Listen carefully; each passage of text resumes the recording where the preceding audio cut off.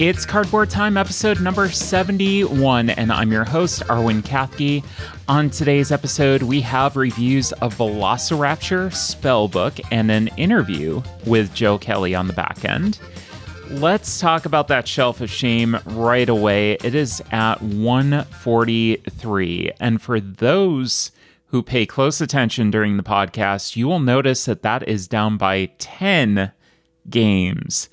And I will explain to you in a minute where all those games went. But first, let's talk about the games I acquired. There were 6 new games in my collection. The first 4 were purchases. Goblin Vault I picked up at Con the Cob, and I'm going to do a little side diatribe about Con the Cob here. Con the Cob was a fantastic little convention. It's very weird. It's very entertaining and kind of amazing. I've never had a convention before where I've pet snakes and saw turtles and walked around an old, what I would consider a old Holiday Inn Holodome for those who are old like me and remember those from when you were a kid. Basically that's where this takes place, with a pool in the center and like a little arcade and atrium that smells of chlorine. Wasn't nearly as bad this year as it was in other years. So we had a ton of fun. We didn't actually play any games there proper, but we did walk around the dealer room. I did have some stuff in the auction, which may give you a clue as to something I'm going to talk about in a minute. And just had a great time, and went back to Matt and Lori's. We were there with Jordan and Bernie and Allie as well. And, we played some games back at Matt and Lori's house, which we'll get to in a minute. So Goblin Vaults was one that I did pick up in the dealer room at Con the Cob. It was $15. I had been meaning to pick it up at some point, and this was a point that was at my price point, and I said, yep, let's do this. Velocirapture, I wanted to support Zoe Allred's first game, so I picked it up and placed an order at Hollandspiel for that, so that came in. Letter Jam and Spellbook I picked up at Critical Hit Games, and there is a story to be told there later when I talk about Spellbook in just a minute. There was one Kickstarter rival, and that was the Royal Limited. That was a button-shy Kickstarter. It's a solo game that I also did get to play. And then finally, a little gift came for me in the mail. The King's Dilemma was a early birthday gift. Thanks to Maddie, wonderful friend. Thank you so much. And I can't wait to play this. I'm looking forward to it so much. Not for nothing, but somebody hyped it up a little bit for me. And I had really been interested in checking that one out as well. So once I get a group together that's wanting to play that, I've got a couple of different campaign games that need to be played. So that one's definitely going on the priority shelf very soon. So those games that were played, I played 6, the aforementioned Goblin Vaults, Motor City, Queen by Midnight. Now, Queen by Midnight is one that I don't want to judge right now until I get a second play of it. Very interesting experience, and I do want to give it another chance if I can, because now I have a reference sheet. A lot of rules issues with this game, and I would like to give everything another chance with the improved rule set and the rules reference. I think that would make things a little bit more clear, make things a little bit more smooth than our first playthrough of it, which was kind of disastrous, to be honest. The Royal Limited, we also, I got to play by myself, sat down and played a few rounds of that.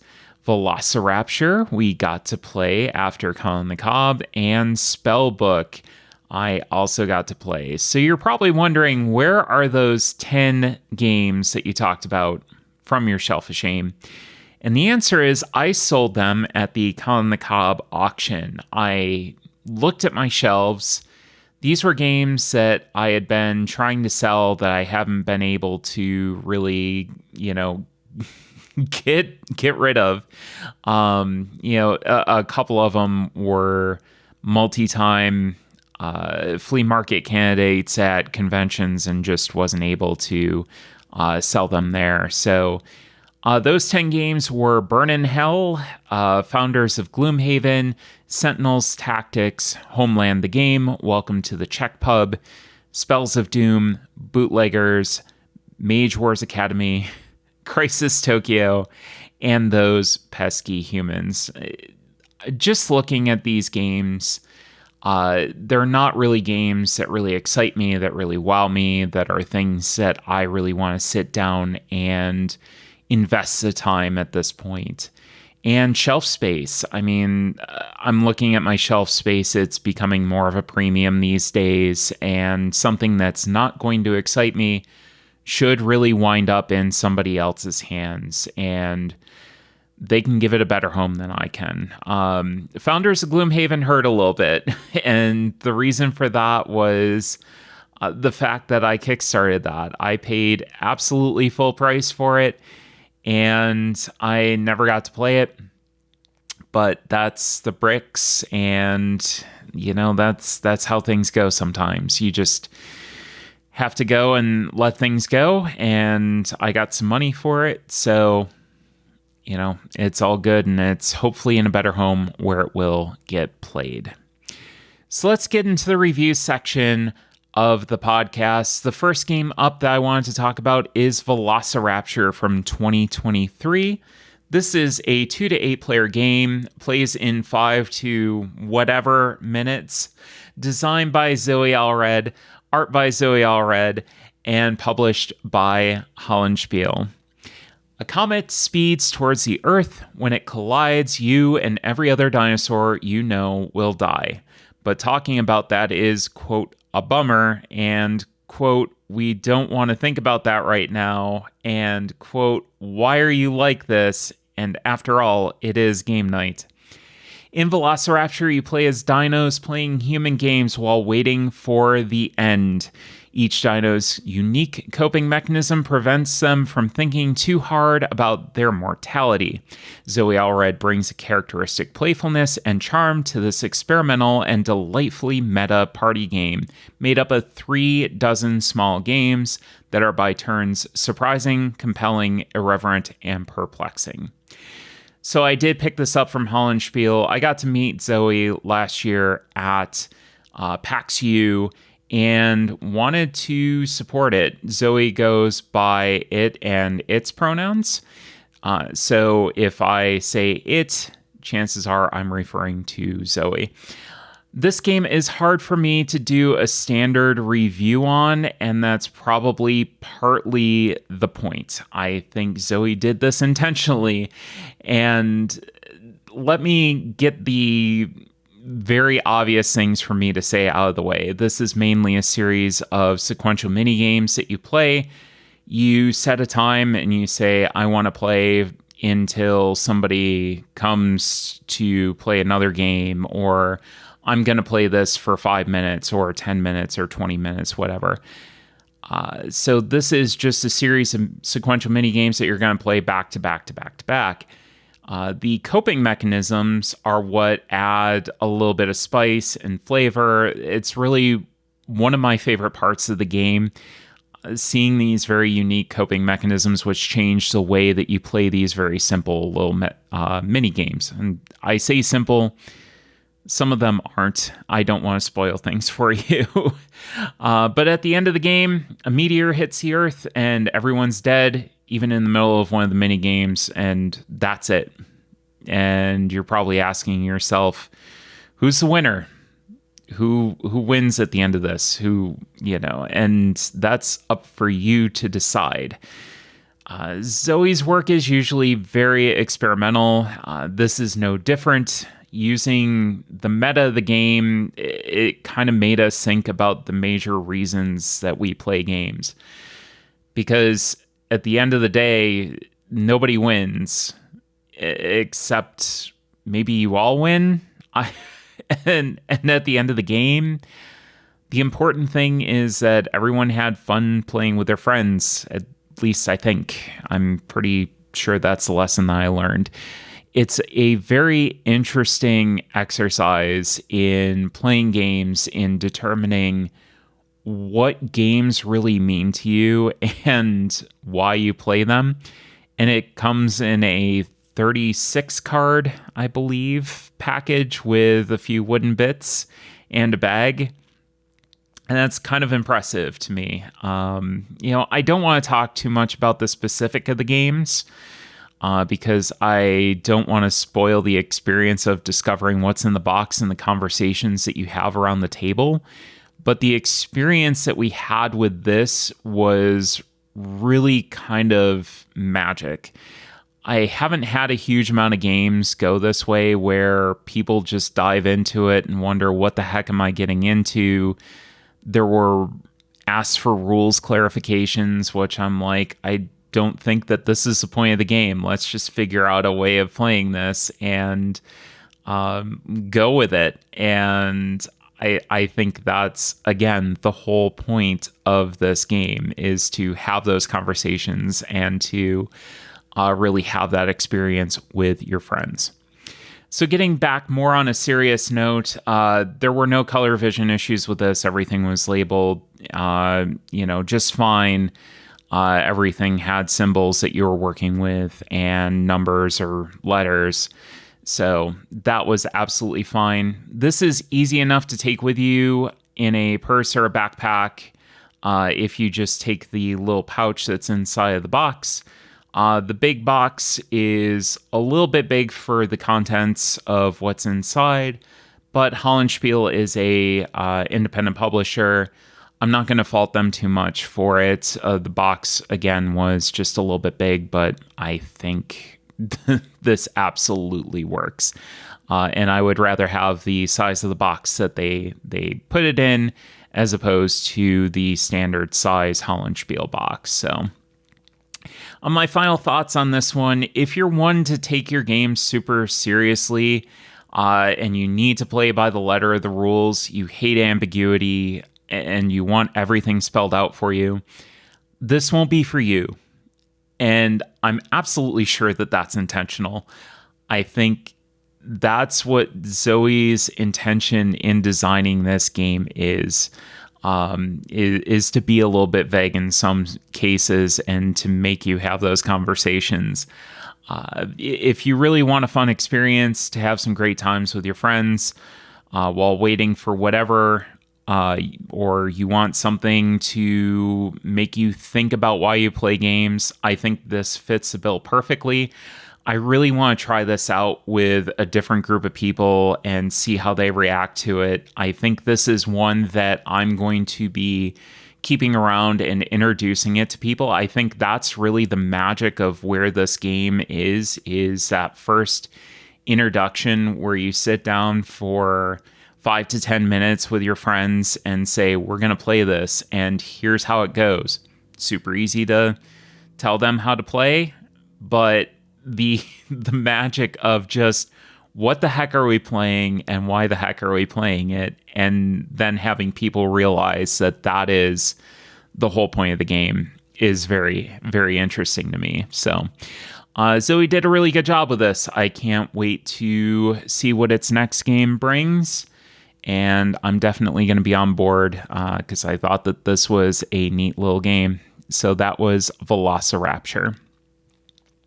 And let's talk about another game from 2023, and that is Spellbook. It is 1 to 4 players, 45 minutes, designed by Phil Walker Harding, art by Cyril Burton, and published by Space Cowboys. Become the greatest wizard of the annual Grand Rite by collecting and managing your materia to feed your familiar and learn your spells. Act quickly to use your powers early, or wait to unleash them at full strength. Your path to victory is full of choices and combined tactics. In Spellbook, each player, accompanied by a familiar, possesses a grimoire and collects materia to master spells and feed their familiar. The game provides pre-drawn spell sets for use in the early rounds, but soon players start drawing spells randomly or create their own spell combinations that are common to all players. Each spell combination gives an effect that lasts the rest of the game, and the more ingenious the combination, the more powerful the effect. As the rounds progress, the game becomes a different experience every time, with more than 2,100 spell combinations being possible. The game ends as soon as a magician's grimoire is complete or a familiar is fully fed, then the player with the most points wins. Spellbook also includes a solo mode that closely mirrors the multiplayer experience, offering a high level of challenge and an excellent way to learn the game's rules. So I realized partway through that I had no idea how to pronounce grimoire. I hope that I'm pronouncing that right. It's a little spellbook. They could have just said spellbook. But anyways, so I saw a lot of people talking about this game post-Gen Con, and instead of going to Critical Hit in Cleveland Heights to get Medium, like I was supposed to for a party we have coming up, I wound up with this and Letter Jam because Medium was on back order for them. So I had to buy something, and Letter Jam was more for the party. Medium, or Spellbook rather, was basically here for me to go and play solo and experience and give my thoughts on. I generally like Phil Walker Harding's stuff. It's kind of hit or miss in some cases for me, like Barren Park was kind of a miss. But I do like some of his other games. So this is really a race game at its core. You're trying to get to the end as efficiently as possible and have the most points by the end game trigger. This really does focus on efficiency. It is an efficiency engine that you are trying to build and try to pretty much end the game when it's best for you. Those tend to pique my interest. It tends to be a game type that I am very interested in and usually pushes the right buttons for me. The pre-drawn spell sets are okay. You have basically 3 different spells of each color. Every player has the same basically deck of spells that each color of materia that you have corresponds to one of those spell types. So you have 3 different spells in each of those materia types.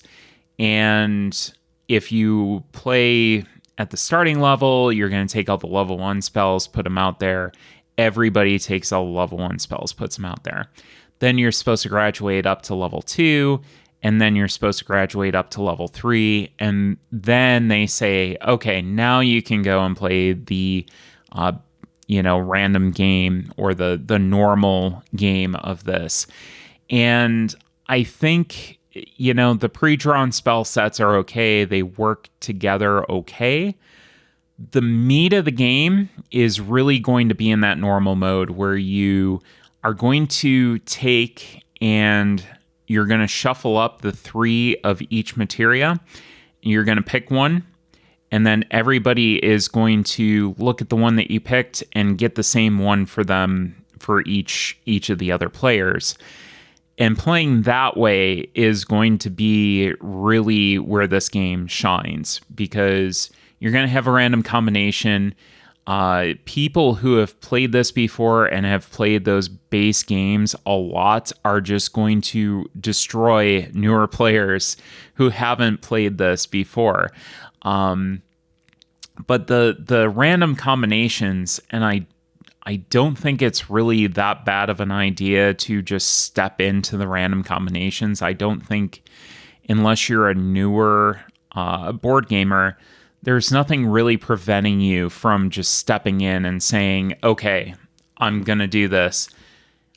I think it's fine. You just go the random combinations. You're going to be okay. There's no need to kind of work your way up. because that's really where the magic is, figuring out how to set that engine up, figuring out how to make that work. I do like that everybody has the exact same card set. It makes it fair, makes it, even. I don't think that this would work without it, so I'm glad to see it. As it is, one player might wind up with a little bit of an early advantage based on what they draw and how they draw. That is a random element that if you don't like that random element of chance, especially early on, that may be an issue for you, because one player can get a couple of random draws that really benefit them, and they can get a good engine going very, very quickly, which may wind up leaving you behind.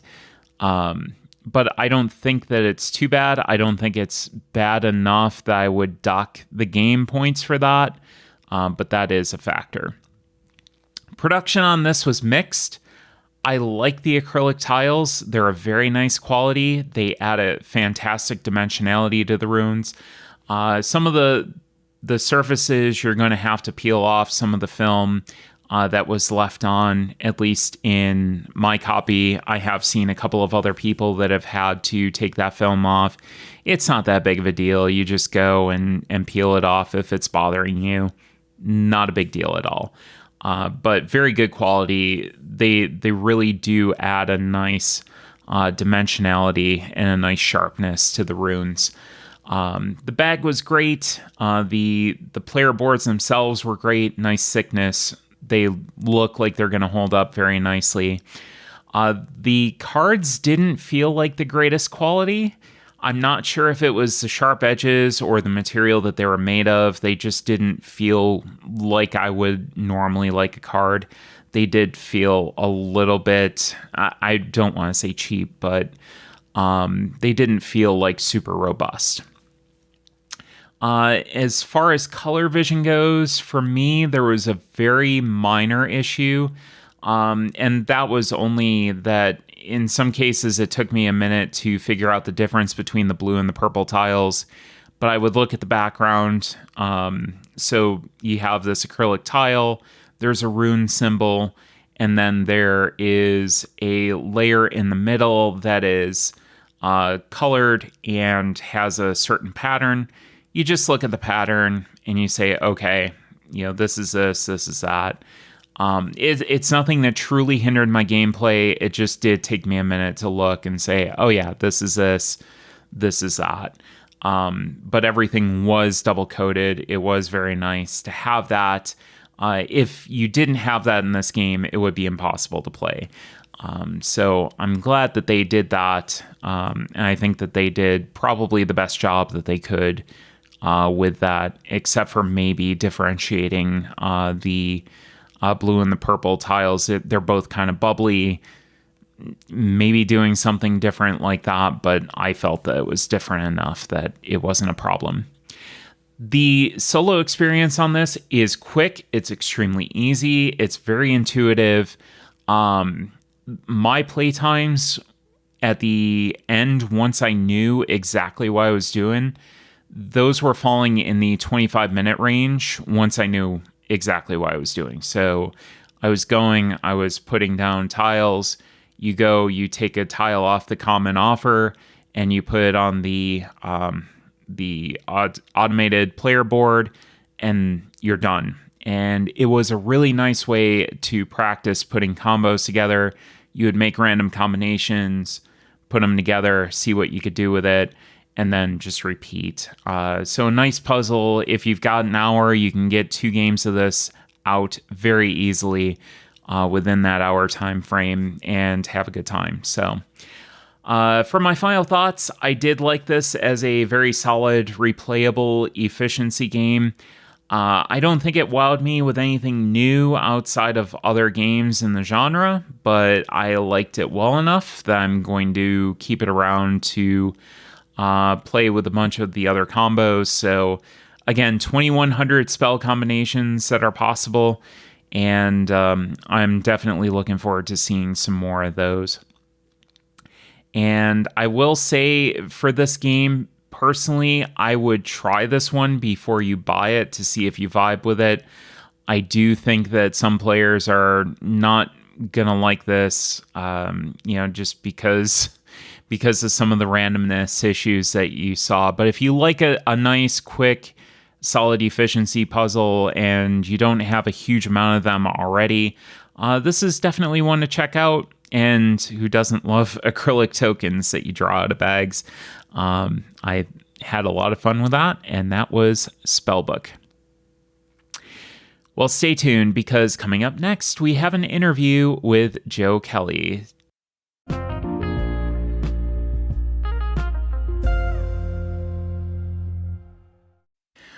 On today's interview segment, we have Joe Kelly, designer of Molly House, which is up on Kickstarter today as of the release of this podcast. Joe, welcome to Cardboard Time. Oh, thanks for having me, Arwen. It's really nice to meet you. It's a very big pleasure to meet you. I got a chance to play Molly House last week, and it is a fantastic game. But before we get into talking about that, why don't you tell the audience a little bit more about who you are? Okay, so I'm a first-time designer, so Molly House is the first game that I've designed. And sort of outside of designing games, I'm a musician as well. Yeah, I live here in Bristol in the UK. And yeah, that's that's me. And can you tell us a little bit about Molly House culture? Because this was new to me, first hearing about the game, and that this was a period of time and a thing that I had not heard about despite, being part of queer culture myself. Could you tell us and tell the audience a little bit more about that? So Molly houses were kind of queer meeting places that kind of you start seeing in the late 17th century, all the way through the 19th century in London, predominantly, and in other parts of the UK. So they're kind of like queer meeting places where people who were called Mollies at the time, which is a term that we don't quite have a modern equivalent of, but we can see that they probably sort of include people that we would think of as queer and trans now, who would meet up and have sort of parties and gatherings, and they did all sorts of events that they would put on, a lot of which were kind of mocking cishet culture. So they did like mock birthing ceremonies where someone would like give birth to like a jointed wooden doll or a wooden spoon or something, and they would kind of go through the motion of labor and kind of holding the baby afterwards, that kind of thing. They also had christening ceremonies. So a lot of Mollies had maiden names which they would use in the Molly House, names like Orange Deb or Garter Mary or Flying Horse Moll. There's like lots of really colourful names that they used, which tended to be kind of feminine female names that they would have. And it seems like probably some people, it was like a persona they would put on in the Molly House, and for other people it was more of like their true self, and they would even like use that name outside the Molly House.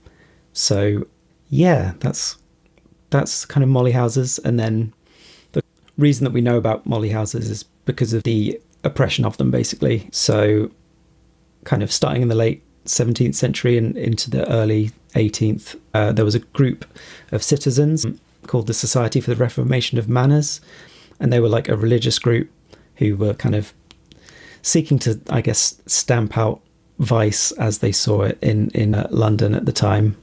And so-called sodomites was one of the target groups they were going for, and they sort of ran investigations into Molly houses where they would find informers who would work on the inside for them, get them information, and also get their constables inside the Molly house kind of undercover to get information that way.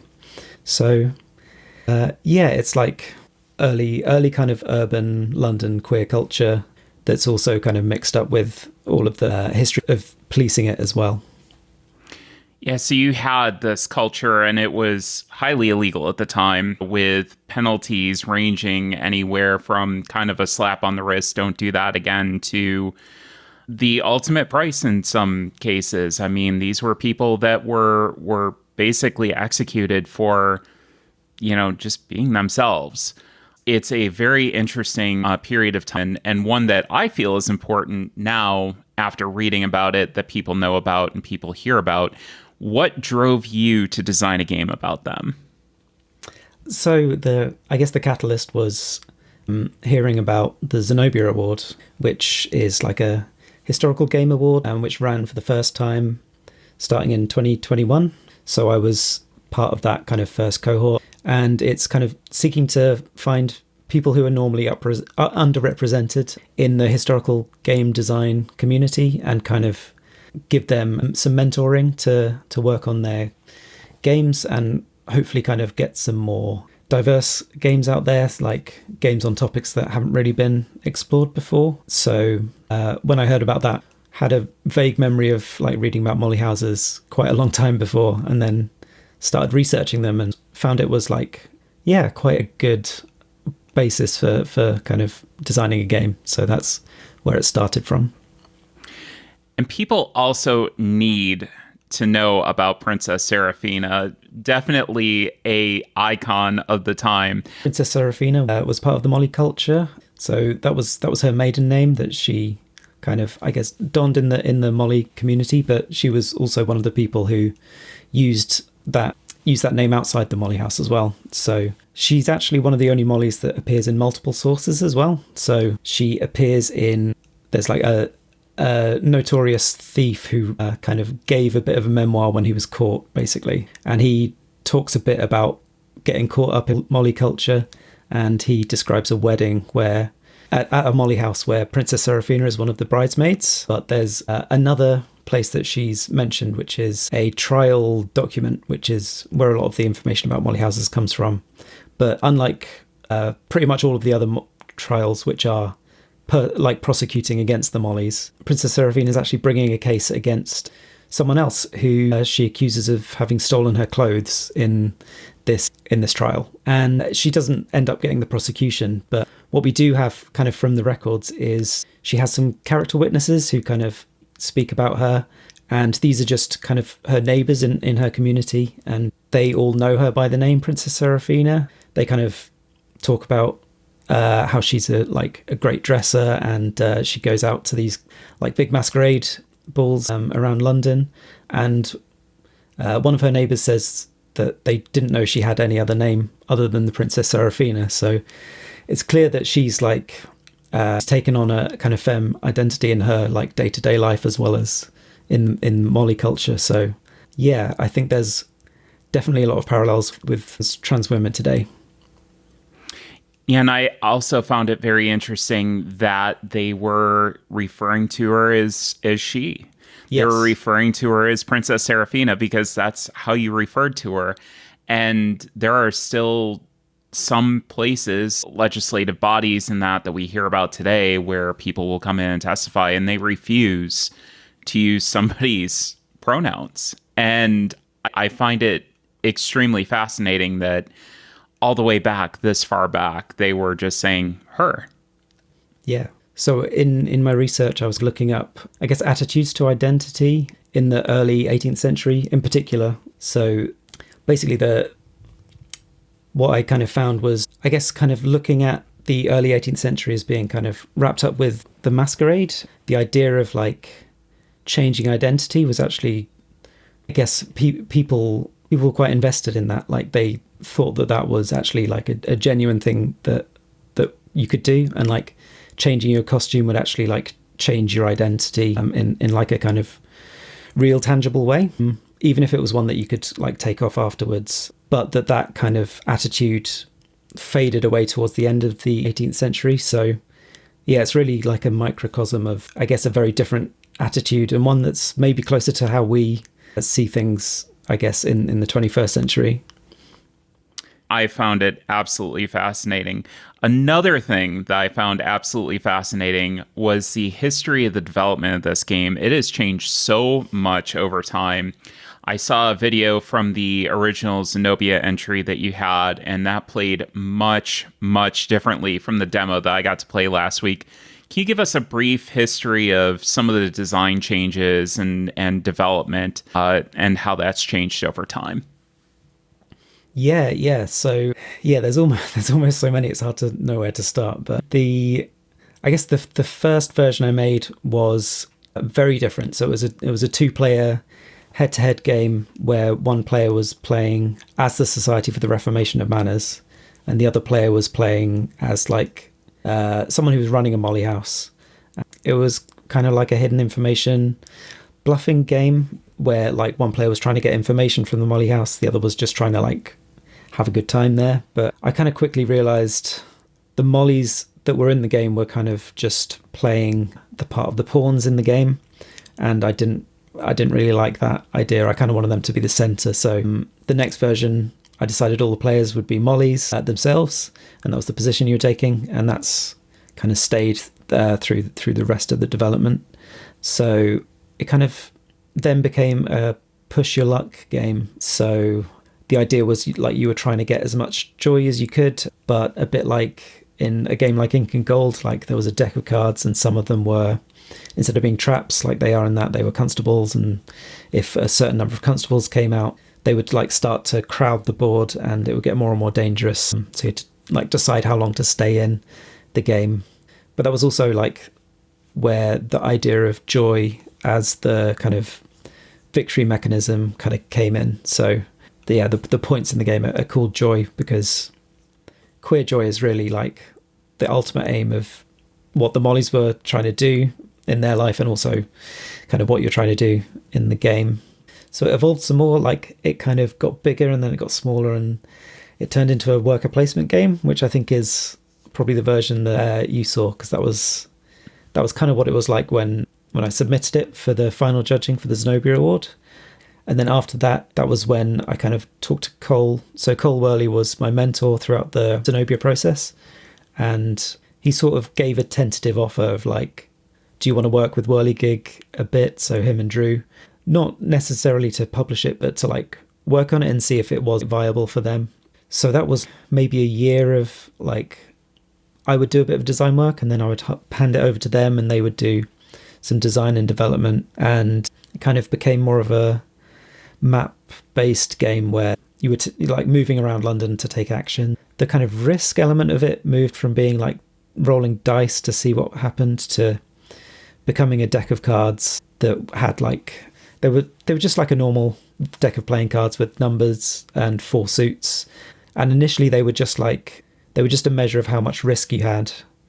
But then eventually they also became like indicative of the kinds of things that you needed to put on the parties in the Molly House. So they were both like assets and risk liability at the same time. I think that was when the game really started to like gel together and turn into kind of where it's ended up. So yeah, that's that's kind of been a long process of like 3 years of that. So I think one of the things that you mentioned was the push your luck mechanism. And one of the things that really stood out to me was this game feels like living in the time must have been, because you're trying to do things, you're trying to gather things, but you're trying not to get a huge amount of attention doing it, or else you're going to get caught and there's going to be big consequences to that.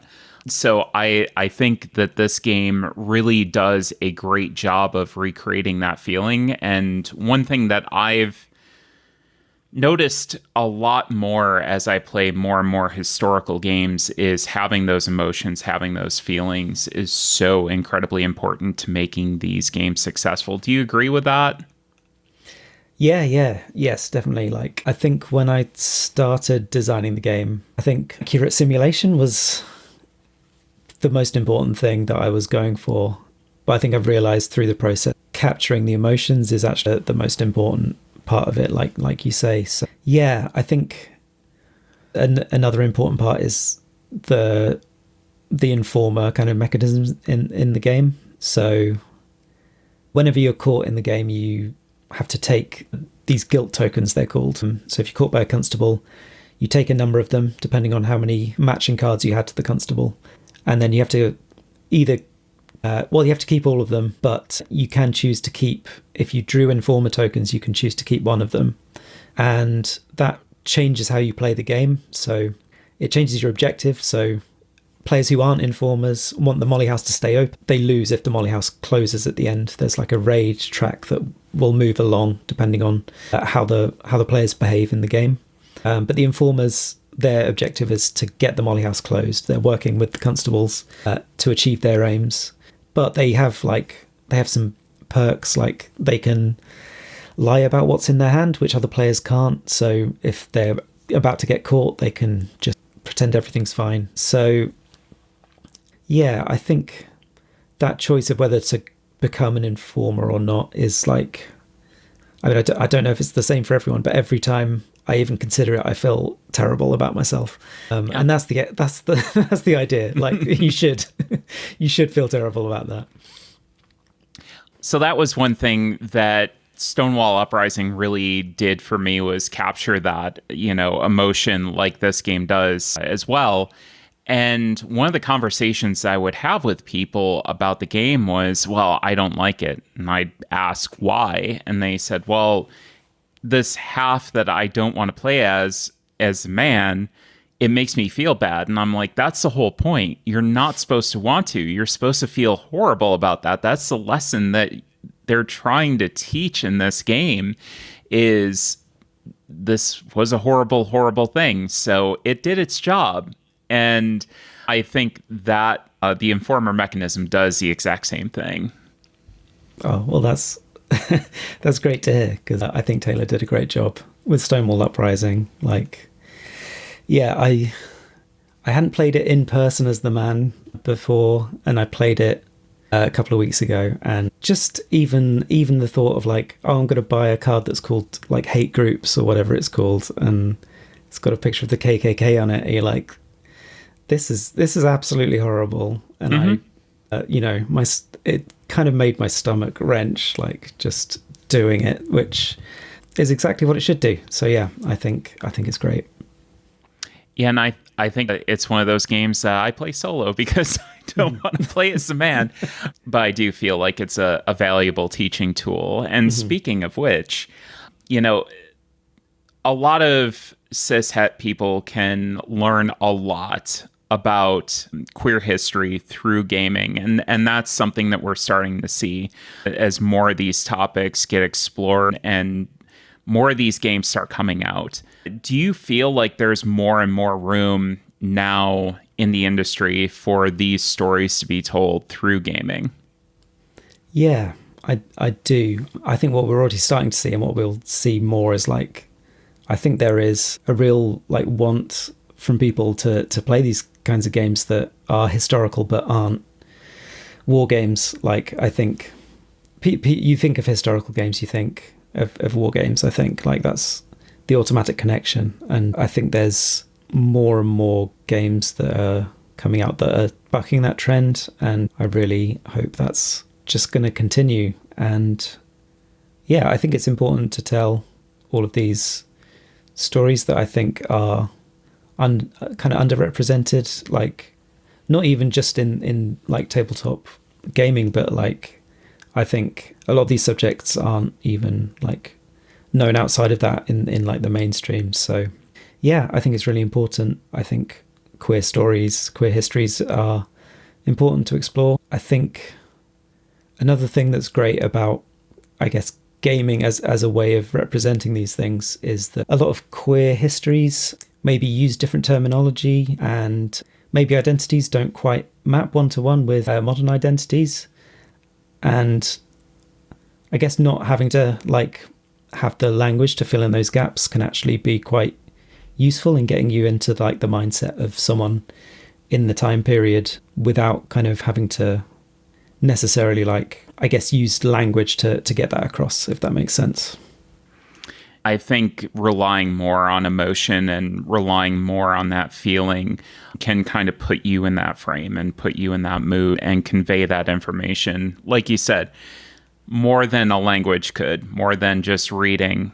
It's more visceral to me to have something that I experience and that I go through and that I actively participate in, as opposed to reading it or as opposed to watching it on a screen. Having to live through that and having to make decisions based in that space is so incredibly different. Yeah, absolutely. So I think we are seeing the industry trending a little bit better for us as far as queer representation goes, and making safe spaces. And this is something that I talk to a lot of people about. Since you started in the industry and in the hobby, have you seen improvements in the space, and what further can be done to make this space a little bit safer for everybody? I feel like I'm seeing a lot more representation, I guess, in the design community of queer and trans people designing games, and even like I think some established designers. I guess I'm seeing more of them, like I guess being more vocal if they are from the community, like talking about their identity and their experiences in that. I think in terms of like games themselves, I mean, I think this has been the case for a while, but I think board games are definitely like behind tabletop role-playing games in terms of like representation, and also kind of discussing that representation in the games themselves, and like the kind of safety tools that are included in a lot of Gs. And I think also like, I think this is changing, but there are a lot of RPGs that are from like a queer point of view, in which you play a queer character and that's like the point of the game. I've seen a lot of board games where you like can play queer coded characters, or maybe characters whose backstory is like hinted at or explicitly queer, but it's rare that you're put into the position of you play this game as a queer person. Like that's the character you're inhabiting when you play this game. So I think maybe we're seeing a bit more of that, but I still think it's like light years behind the RPG world. So I think we're moving the needle forward, but there is still room for improvement, and there's room for more vocal, more bold, more very deliberate stories about queer representation and other representation as well. Yeah, absolutely. Yep, agree. So you mentioned your music. Can you tell us a little bit more about that? Yeah, I'd say I'm a semi-professional musician, so I do play paid gigs here and there. So double bass is my main instrument. I play a few other things as well. So I play a lot of improvised music, kind of free improv. So you go to a place, you don't discuss what you're going to play, and you just kind of start. So I do a lot of that. I also have a lo-fi synth pop alter ego called Wendy Miasma, and yeah, it's very silly. There's lots of props and costume changes and that kind of thing. So yeah, I kind of play all sorts of different things. I've been in like folk bands and jazz bands and punk bands. So yeah, I like to do a bit of everything.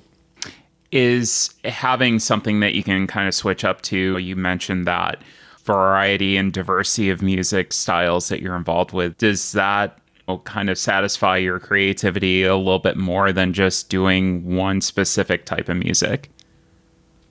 Yeah, absolutely. Like, I think I need that kind of variety. I think it keeps the creativity going, and you also kind of notice all the parallels between all these different kinds of music and all the things you can bring from one genre to another. So yeah, I think that's really valuable.